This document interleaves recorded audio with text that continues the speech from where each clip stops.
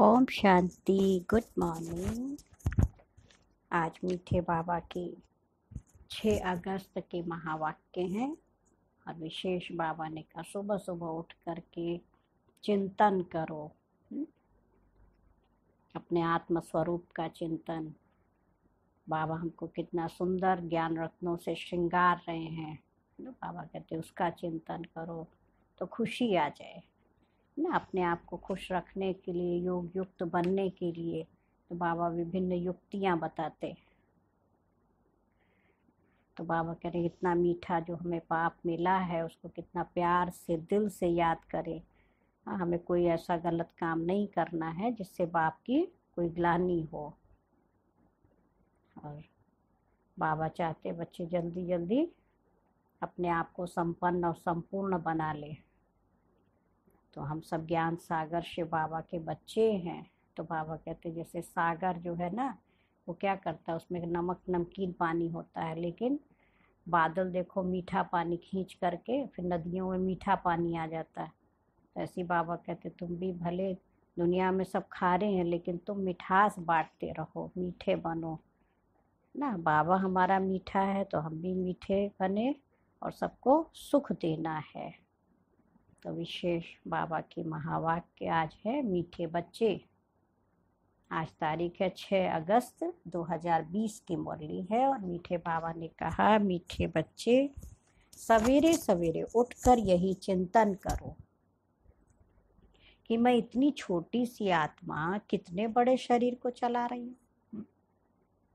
जरा सोचो बैठ के। हाँ, पूछते योग कैसे करें, अमृत बेला क्या चिंतन करें। बाबा कहते यही चिंतन करो ना कि मैं इतनी छोटी सी आत्मा कितने बड़े शरीर को चला रही हूँ।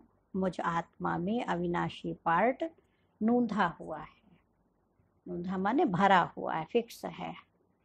प्रश्न है शिव बाबा को कौन सी प्रैक्टिस है और कौन सी नहीं है। उत्तर है आत्मा का ज्ञान रत्नों से श्रृंगार करने की प्रैक्टिस शिव बाबा को है। बाकी शरीर का श्रृंगार करने की प्रैक्टिस उन्हें नहीं है, क्योंकि बाबा कहते मुझे तो अपना शरीर है नहीं।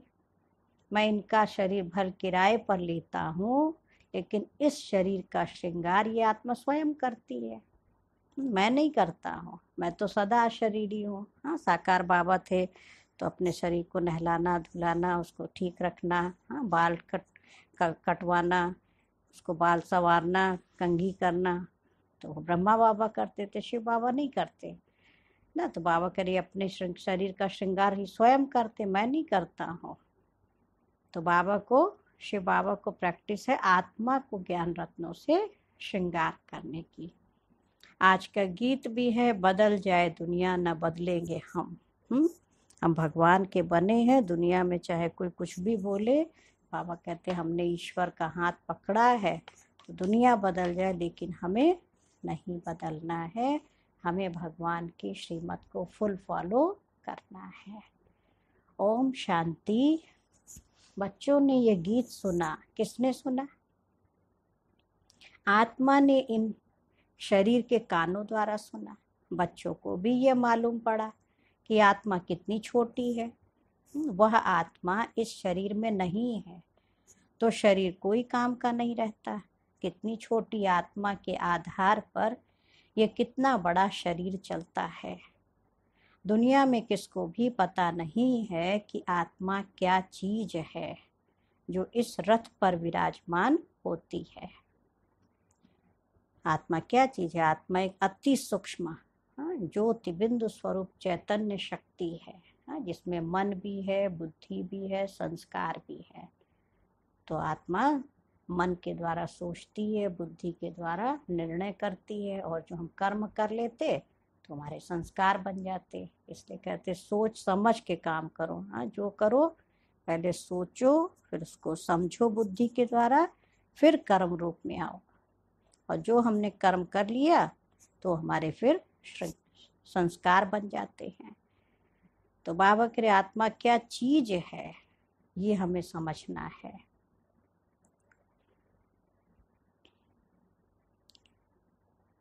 तो दुनिया में किसी को भी पता नहीं आत्मा क्या चीज है जो इस रथ पर विराजमान होती है। अकाल मूर्त आत्मा का यह तख्त है। बच्चों को भी यह ज्ञान मिलता है। कितना रमणीक रहस्य युक्त है। जब कोई ऐसी रहस्य युक्त बात सुनी जाती है तो चिंतन चलता है। तुम बच्चों का भी यही चिंतन चलता है। इतनी छोटी सी आत्मा है इतने बड़े शरीर में। आत्मा में 84 जन्मों का पार्ट नूंधा हुआ है। शरीर तो विनाश हो जाता है, बाकी आत्मा रह जाती है। अब ये बड़ी विचार की बातें हैं, है ना। सवेरे उठकर ये ख्याल करना चाहिए। बच्चों को स्मृति आई है हम आत्मा कितनी छोटी है। हाँ, शरीर पड़ा हुआ, देखो आत्मा निकल गई। शरीर को जन्म दिया था तो यहाँ रखा हुआ है। तो अविनाशी आत्मा अविनाशी बाप के पास चली जाती है। तो बाबा कहते सवेरे उठकर ये ख्याल करना चाहिए। बच्चों को स्मृति आई है आत्मा कितनी छोटी है। उनको अविनाशी पार्ट मिला हुआ है। मैं आत्मा कितनी वंडरफुल हूँ। ये नया ज्ञान है जो दुनिया में किसको भी नहीं है। बाप ही आकर बतलाते हैं जो सिमरण करना होता है। हम कितनी छोटी सी आत्मा कैसे पार्ट बजाती हैं। शरीर 5 तत्वों का बनता है। बाबा को थोड़ा ही मालूम पड़ता है शिव बाबा की आत्मा कैसे आती जाती है। हाँ, ब्रह्मा बाबा को भी नहीं पता चलता कब गई कब आ गई। ऐसे भी नहीं, सदैव इसमें रहती है। तो यही चिंतन करना है ना। कब आत्मा आई कब चली गई। है तुम बच्चों को बाप ऐसा ज्ञान देते हैं जो कभी कोई को मिल ना सके। तुम जानते हो बरोबर यह ज्ञान इनकी आत्मा में नहीं था। और सत्संगों में ऐसी ऐसी बातों पर कोई का ख्याल नहीं रहता है। आत्मा और परमात्मा का रिंचक भी ज्ञान नहीं है। कोई भी साधु सन्यासी आदि ये थोड़ी समझते कि हम आत्मा शरीर द्वारा इसको मंत्र देती हैं। हाँ, ये नहीं सोचते, बस सुना देंगे। आत्मा शरीर द्वारा शास्त्र पढ़ती है। एक भी मनुष्य मात्र आत्माभिमानी नहीं है। आत्मा का ज्ञान कोई को है नहीं, तो फिर बाप का ज्ञान कैसे होगा। तुम बच्चे जानते हो हम आत्माओं को बाप कहते हैं। मीठे मीठे बच्चों, वंडर लगता है ना। तुम कितना समझदार बन रहे हो। ऐसा कोई मनुष्य नहीं जो समझे कि इस शरीर में जो आत्मा है उनको परमपिता परमात्मा बैठकर पढ़ाते हैं। कितनी समझने की बातें हैं, परंतु फिर भी धंधे आदि में जाने से भूल जाते हैं। पहले तो बाप आत्मा का ज्ञान देते हैं जो कोई भी मनुष्य मात्र को नहीं है। गायन भी है ना, आत्माएं परमात्मा अलग रहे बहुकाल। और सुंदर मेला कर दिया जब सतगुरु मिला दलाल। हिसाब है ना। तुम बच्चे जानते हो आत्मा ही बोलती है शरीर द्वारा। आत्मा ही शरीर द्वारा अच्छे व बुरे काम करती है।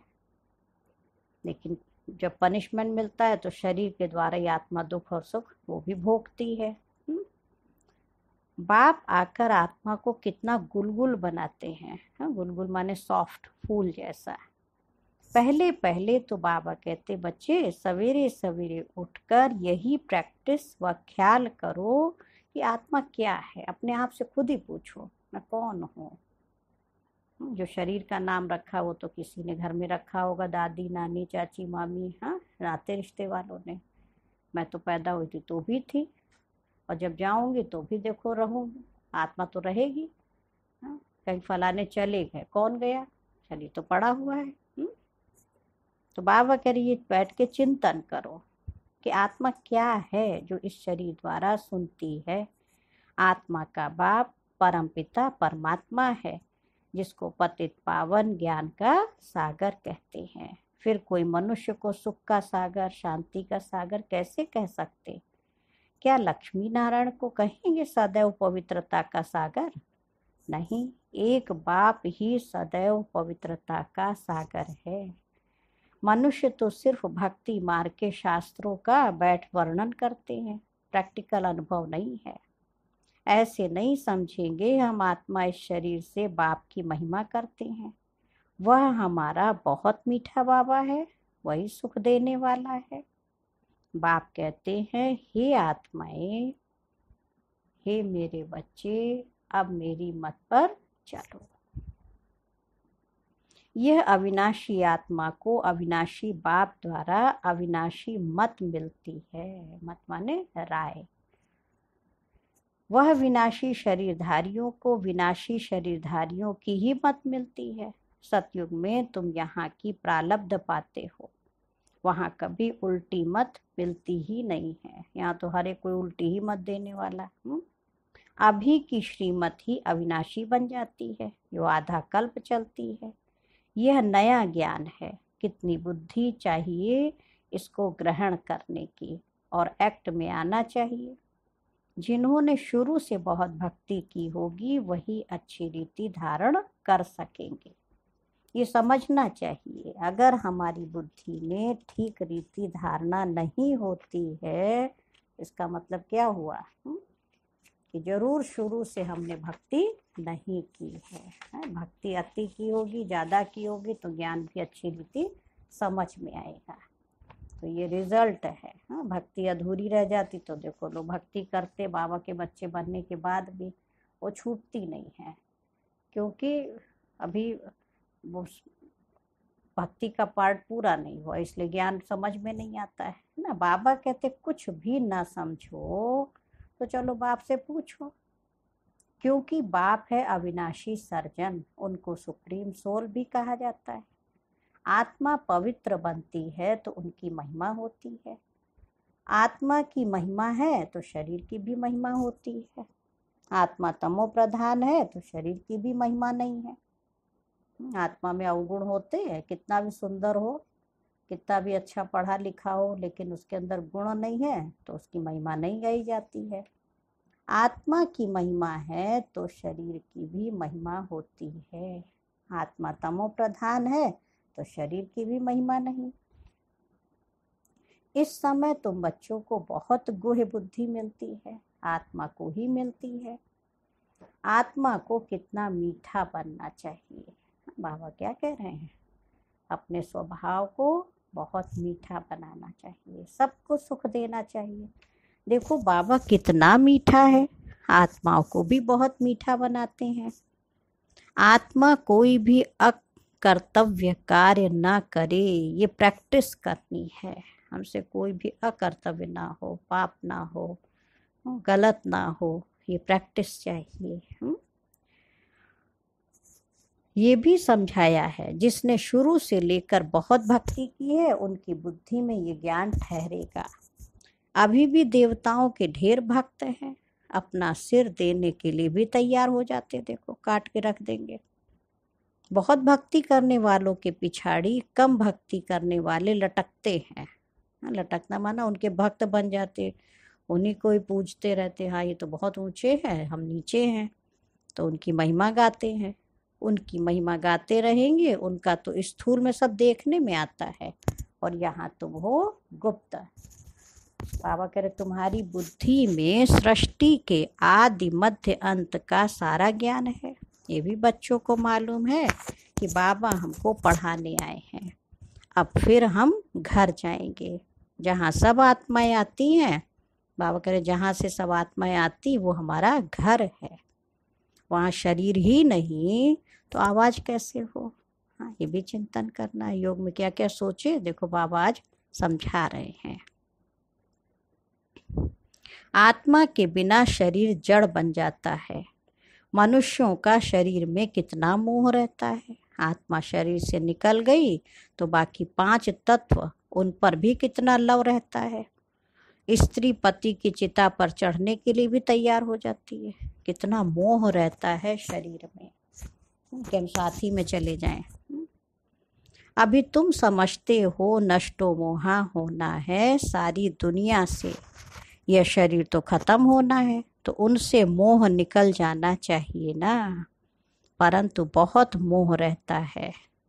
फिर ब्राह्मणों को खिलाते हैं, याद करते हैं ना फलाने का श्राद्ध है, अब वो थोड़ी खा सकते हैं। अब पति चला गया, हाँ पत्नी चली गई, पत्नी को ज़्यादा मोह रहता है। फिर उसके निमित्त कितना भोजन कराया, ब्राह्मणों को खिलाया, तो बाबा कह रहे वो थोड़े खा सकते हैं, तुम बच्चों को तो अब इन बातों से अलग हो जाना चाहिए, है ना। जीते जी हमने जो सेवा कर ली वो हमारा, तो वो तो उसके साथ गई, और बाद में हम जो भी उसके निमित्त कर रहे हैं, चलो इसी बहाने खैर बाबा के लिए निकालते हैं, वो अलग चीज है ना, इसी बहाने उसके अर्थ निकल जाता है। लेकिन बाबा कह रहे तुम्हें अब इन सब बातों से अलग हो जाना चाहिए।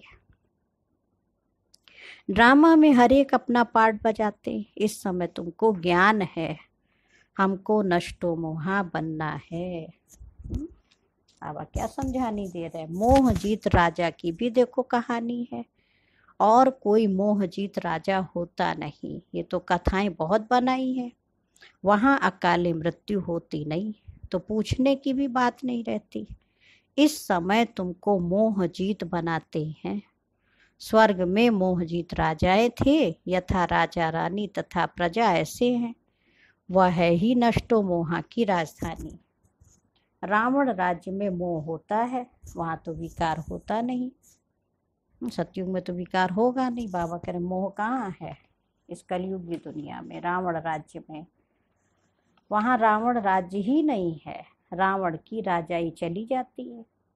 राम राज्य में क्या होता है कुछ भी पता नहीं, सिवाय बाप के और कोई यह बातें बता न सके।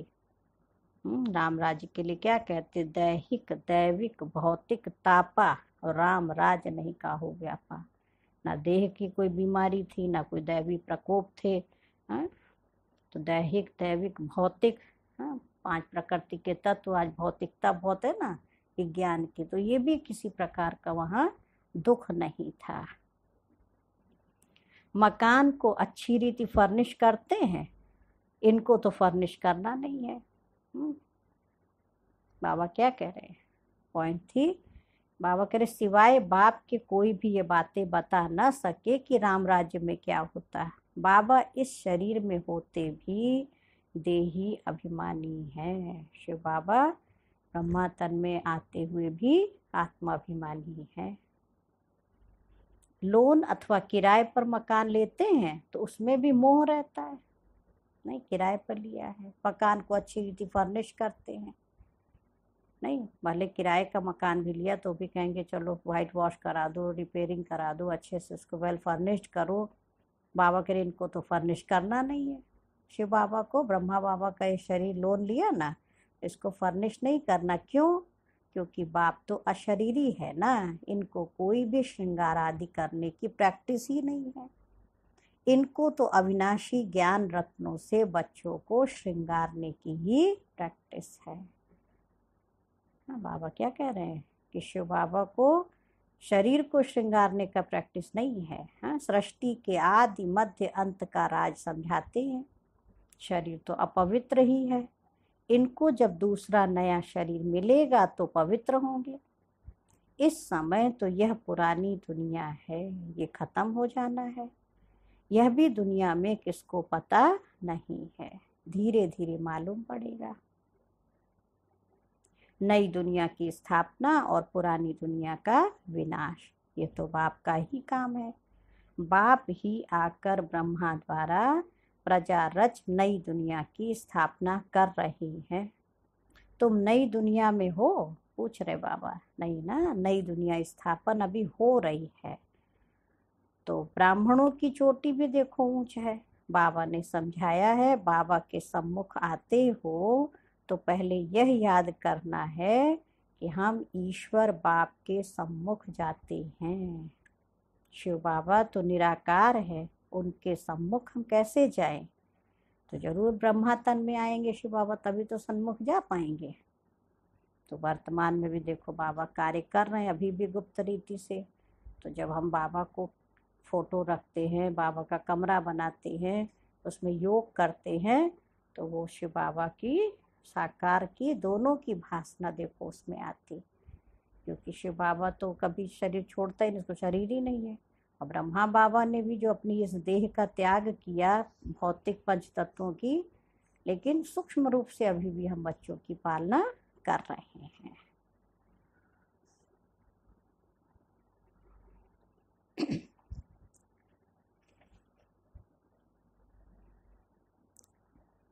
तो बाबा कह रहे हैं कि शिव बाबा तो निराकार है, उनके सम्मुख हम कैसे जाएं? तो उस बाप को याद कर फिर बाप के सम्मुख आना है। हाँ, याद शिव बाबा को करते हुए फिर ब्रह्मा बाबा के सम्मुख आना। तुम जानते हो वह बाबा इसमें बैठा हुआ है, ये शरीर तो पतित है। शिव बाबा की याद में ना रहे तो क्या हुआ? कोई काम के नहीं। तो बाबा कह रहे शिव बाबा की याद में ना रहे, कोई काम करते हो ना अगर, तो वो पाप हो जाता है।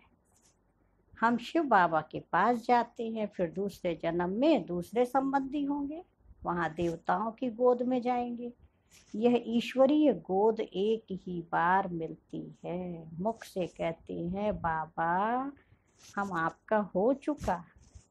बहुत है जिन्होंने कभी देखा भी नहीं है, बाहर में रहते हैं।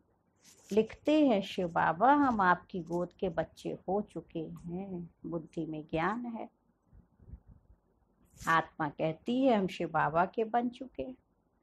इनके पहले हम पतित की गोद के थे, भविष्य में पवित्र देवता की गोद में जाएंगे। यह जन्म दुर्लभ है, हीरे जैसा तुम यहाँ संगम युग पर बनते हो। संगम युग कोई उस पानी के सागर और नदियों को नहीं कहा जाता है ना, रात दिन का फर्क है। ब्रह्मपुत्रा बड़े ते बड़ी नदी है, ये भी प्रैक्टिकल में देखे तो आज ये भी वंडरफुल बात है कि ब्रह्मा बाबा सबसे बड़ी नदी ज्ञान नदी, तो स्थूल में भी देखे तो ब्रह्मपुत्रा नदी सबसे बड़ी, जो सागर में मिलती है, तब कहते गंगा सागर का मेला। नदियां जाकर सागर में पड़ती हैं, तुम भी सागर से निकली हुई ज्ञान नदी हो। ज्ञान सागर शिव बाबा है, बड़े ते बड़ी नदी है ब्रह्मपुत्रा, इनका नाम ब्रह्मा है। सागर से इनका कितना मेल है, तुमको मालूम है नदियां कहाँ से निकलती हैं? अभी तो सब पढ़ते हैं ना, ज्योग्राफी पढ़ते हैं तो सब समझाया जाता है। सागर से ही देखो नदियां निकली हैं, फिर सागर में पड़ती हैं। सागर से मीठा पानी खींचते हैं, सागर के बच्चे फिर सागर में जाकर मिलते हैं, है ना। सागर से तो नदियां निकली, हाँ, वाष्प उठी ऊपर गई, पहाड़ों पर सब पानी बरसा, वहां से बह के फिर देखो नदियां नीचे फिर आ जाती, फिर उसी में सागर बन जाती। हाँ, तो नदियां सागर से निकली और सागर में ही समा जाती।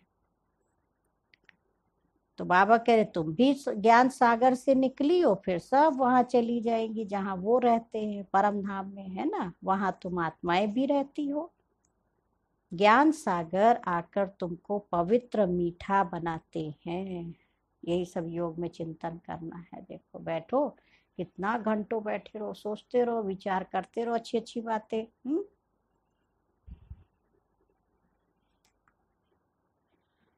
तो बाबा कह रहे हैं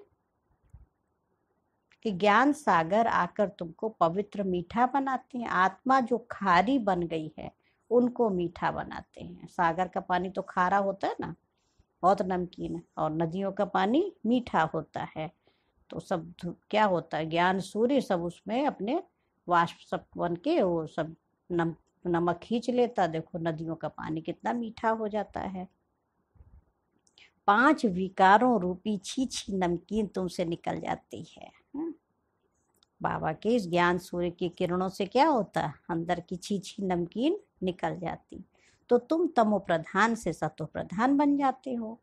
बाप पुरुषार्थ बहुत कराते हैं, तुम कितने सतो प्रधान थे, स्वर्ग में रहते थे, तुम बिल्कुल छीछी बन गए हो। रावण ने तुमको क्या बनाया? भारत में ही गाया जाता है, हीरे जैसा जन्म अमोलक। बाबा कहते रहते तुम कौड़ियों पिछाड़ी क्यों हैरान होते हो, कौड़ियां भी जास्ती थोड़ी चाहिए, वो स्थूल धन भी कितना चाहिए, गरीब झट समझ जाते हैं। साहूकार तो कहते अभी हमारे लिए यहाँ ही स्वर्ग है। तुम बच्चे जानते हो जो भी मनुष्य मात्र हैं सबका इस समय कौड़ी जैसा जन्म है, हम भी ऐसे थे। अभी बाबा हमको क्या बनाते हैं, एम ऑब्जेक्ट तो है ना, हम नर से नारायण बनते हैं। भारत अभी कौड़ी जैसा कंगाल है। भारतवासी खुद थोड़ी जानते यहाँ तुम कितने साधारण अबलाएं हो। कोई बड़ा आदमी होगा तो उनको यहाँ बैठने की दिल नहीं होगी। हाँ, कहेंगे सब साधारण बैठे, हम क्यों बैठे यहाँ। हाँ, थोड़ा उसको अपना अभिमान रहता है। जहाँ बड़े बड़े आदमी, सन्यासी, गुरु आदि लोग होंगे, वहाँ की बड़ी बड़ी बड़ी सभाओं में जाएंगे। बाबा भी कहते मैं तो गरीब निवाज हूँ, मैं आया ही गरीबों के लिए हूँ। कहते भगवान गरीबों की रक्षा करते हैं। अभी तुम बच्चे जानते हो हम कितने साहूकार थे, अभी फिर बनते हैं। बाबा लिखते भी हैं तुम पद्मा पदम पति बनते हो। वहाँ पर मारा मारी नहीं होती है। तो यहाँ तो देखो पैसे के पीछे कितनी मारा मारी है, रिश्वत कितनी मिलती है। पैसे तो मनुष्यों को चाहिए ना। तुम बच्चे जानते हो बाबा हमारा खजाना भरपूर कर देते हैं। आधा कल्प के लिए जितना चाहिए उतना धन ले लो, परंतु पुरुषार्थ पूरा करो। बाबा कह रहे गफलत नहीं करो। कहा जाता है ना कि फॉलो फादर, फादर को फॉलो करो तो ये जाकर बनेंगे। नर से नारायण, नारी से लक्ष्मी बनेंगे। बड़ा भारी इम्तिहान है, इसमें जरा भी गफलत नहीं करनी चाहिए। बाप श्रीमत देते हैं तो उस पर फिर चलना चाहिए। कायदे कानून का उल्लंघन नहीं करना है। श्रीमत से ही तुम श्री बनते हो। श्री माने श्रेष्ठ बनते हो। मंजिल बहुत बड़ी है, अपना रोज का खाता रखो। कमाई की या नुकसान किया, हाँ, मुनाफा हुआ या घाटा हुआ, ये अपना चेक करो। बाबा को कितना याद किया, कितनों को रास्ता बताया। अंधों की लाठी तुम हो ना, तुमको ज्ञान का तीसरा नेत्र मिलता है। अच्छा, मीठे मीठे सिक्के लधे बच्चों प्रति माता पिता बाप दादा का याद प्यार और गुड मॉर्निंग। रूहानी बाप की रूहानी बच्चों को नमस्ते। हम रूहानी बच्चों की माता पिता बाप दादा को याद प्यार नमस्ते और गुड मॉर्निंग। शुक्रिया बाबा, शुक्रिया, बेहद दिल से बाबा का शुक्रिया।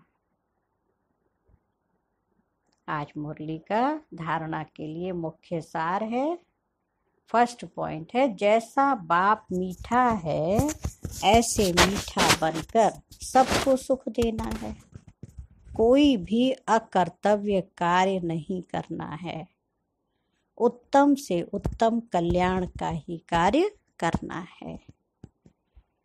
सेकंड पॉइंट है कौड़ियों के पिछाड़ी हैरान नहीं होना है। पुरुषार्थ कर अपनी जीवन हीरे जैसी बनानी है, गफलत नहीं करनी है। और आज मीठे बाबा का वरदान है चैलेंज और प्रैक्टिकल की समानता द्वारा स्वयं को पापों से सेफ रखने वाले विश्व सेवाधारी भव। आप बच्चे जो चैलेंज करते हो ना, उस चैलेंज और प्रैक्टिकल जीवन में समानता हो। कहते चैलेंज दे रहे हैं। चैलेंज देना माना किसी को करके दिखाने को नहीं होता है। अपना उस पे रुतबे में हम ये करके दिखाएंगे देखो, तो प्रण ले लेते हैं, लेकिन उसको प्रैक्टिकल में करना, उसमें समानता चाहिए। नहीं तो पुण्य आत्मा के बजाय बोझ वाली आत्मा बन जाएंगे। कहते कहते बहुत है लेकिन करते नहीं है। हाँ? तो प्रण जो लिया ना उसको फॉलो करना है। इस पाप और पुण्य की गति को जानकर स्वयं को सेफ रखो, क्योंकि संकल्प में भी किसी भी विकार की कमजोरी, व्यर्थ बोल, व्यर्थ भावना, घृणा व ईर्ष्या की भावना पाप के खाते को बढ़ाती है। इसलिए पुण्य आत्मा भव के वरदान द्वारा स्वयं को सेफ रख विश्व सेवाधारी बनो। संगठित रूप में एक मत एक रस स्थिति का अनुभव कराओ। और आज का स्लोगन है पवित्रता की क्षमा चारों ओर जलाओ, तो बाप को सहज देख सकेंगे। पवित्रता की क्षमा चारों ओर जलाओ तो बाप को सहज देख सकेंगे, क्योंकि शिव बाबा भी परम पावन, तो उसको देखने के लिए पवित्र नेत्र चाहिए, दिव्य नेत्र चाहिए। और आज अव्यक्त इशारे की 6th पॉइंट है, मैंपन की बुद्धि, अभिमान की बुद्धि को समर्पित कर तन मन बुद्धि से निर्मल शीतल सुखदायी बनो तो सदा निश्चिंत रहेंगे।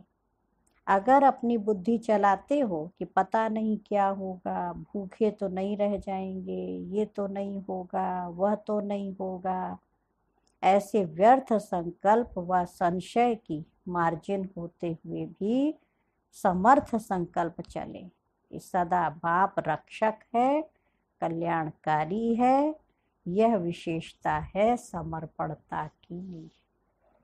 अच्छा, ओम शांति, ओम शांति, ओम शांति।